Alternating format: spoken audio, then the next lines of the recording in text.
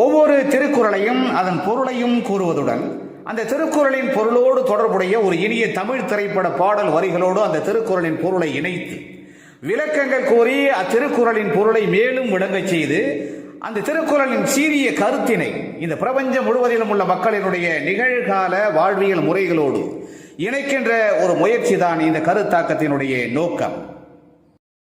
அந்த முயற்சியிலே இன்று நாம் எடுத்துக்கொள்ளும் திருக்குறள் எண் 475 பொருட்பாலிலே அரசியலிலே வலியறிதல் என்கின்ற அதிகாரத்திலே அமையப்பெற்றுள்ள அந்த திருக்குறள் பீலி பெய் சாகாடும் அச்சீரும் அப்பண்டஞ்சாலம் மிகுத்து பெயின்.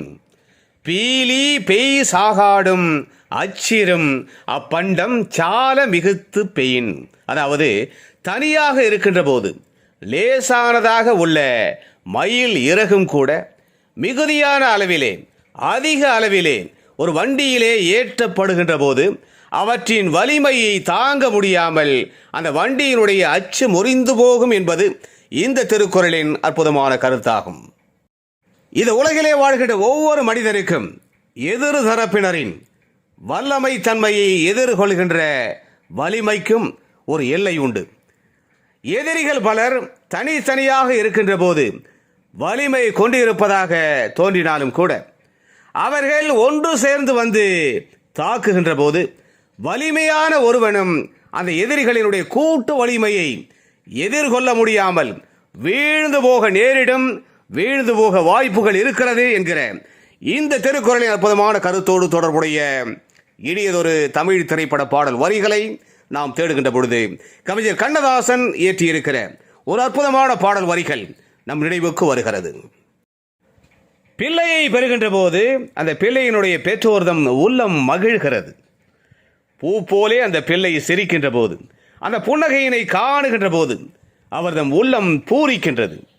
சிறு பிள்ளை அதனுடைய கால்களால் அந்த பெற்றோரினுடைய நெஞ்சினிலே உதைக்கின்ற போது அதிலும் கூட ஒரு இன்பம் அந்த தந்தைக்கும் தாய்க்கும் இருக்கும்.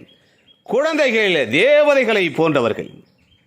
வலிமை மிக்க நீதிக்காக போராடுகின்ற ஒரு அன்பான தந்தை தனது மகன் சிறு வயதிலே தன்னை கைகளால் அடித்த போதும் கால்களால் உதைத்த போதும் கூட அந்த அடிகளை மயில் இறகுகள் தன்னை நீவுவதாக நினைத்து அகம் மகிழ்ந்த அந்த தந்தை அதே மகன் பெரியவனாகி கயவர்களோடு சேர்ந்து பல்வேறு விதமான குற்ற செயல்களிலே ஈடுபட்டு இடி போன்ற இன்னல்களை அவரது நெஞ்சத்திலே பாய்ச்சிய போது சட்டம் ஒழுங்கினை காப்பாற்றுகின்ற குற்ற செயல்களை நிகழாமல் தடுக்கின்ற உயர்ந்த காவல் பணியிலே இருந்த அந்த தந்தை தனது உள்ளம் நொறுங்கிய நிலையிலே அவரது வலிமையெல்லாம் இழந்த நிலையிலே அவர் பாடுவதாக அமைக்கப்பட்ட அந்த மனதினை கலங்க வைக்கின்ற காலத்தால் அழியாத காவிய பாடல் வரிகள் இடம்பெற்ற தமிழ் திரைப்படம் 1974 வெளிவந்த தங்க பதக்கம். கண்ணதாசனின் அந்த அற்புதமான பாடல் வரிகளுக்கு MS விஸ்வநாதன் இனிமையாக இசை அமைக்க TM சௌந்தரராஜன் நம்மை கலங்கடிக்கிற அந்த உயர்வுமிக்க பாடல் வரிகள் இதோ என் குரலில் உங்களுக்காக.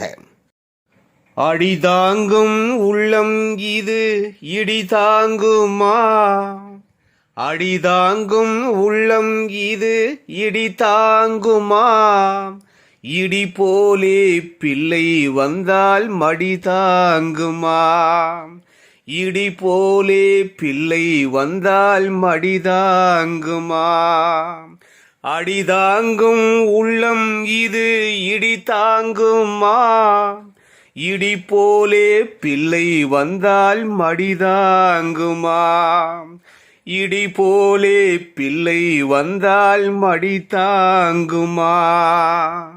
எனவே தனியாக இருக்கின்ற போது லேசானதாக உள்ள மயில் இறகு கூட மிகுதியான எண்ணிக்கையிலே மிகுதியான அளவிலே ஒரு வண்டியிலே ஏற்றப்படுகின்ற போது அந்த வண்டி எவ்வளவு வலிமையுடைய வண்டியாக இருந்தாலும் கூட கூடுதலான அந்த சுமையினை தாங்க முடியாமல் அந்த வண்டியினுடைய அச்சு முறிந்து போகும்.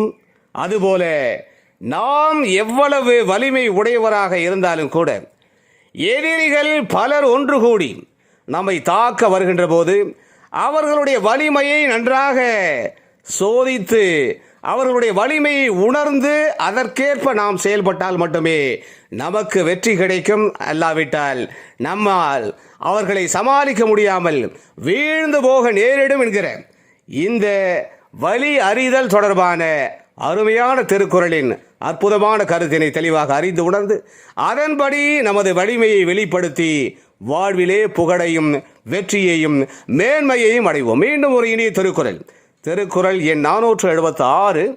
அந்த திருக்குறளின் பொருளோடு தொடர்புடைய இனியதொரு தமிழ் திரைப்பட பாடல் வரிகளோடு நாம் விரைவிலே மீண்டும் சந்திக்கலாம். அதுவரை அன்பு வணக்கம் கூறி விடை பெற்றுக் கொள்வது உங்களுடைய அன்பு ஆராய்ச்சியாளன் முனைவர் கா. சிவசங்கர். மீண்டும் சந்திப்போம். நன்றி, வணக்கம்.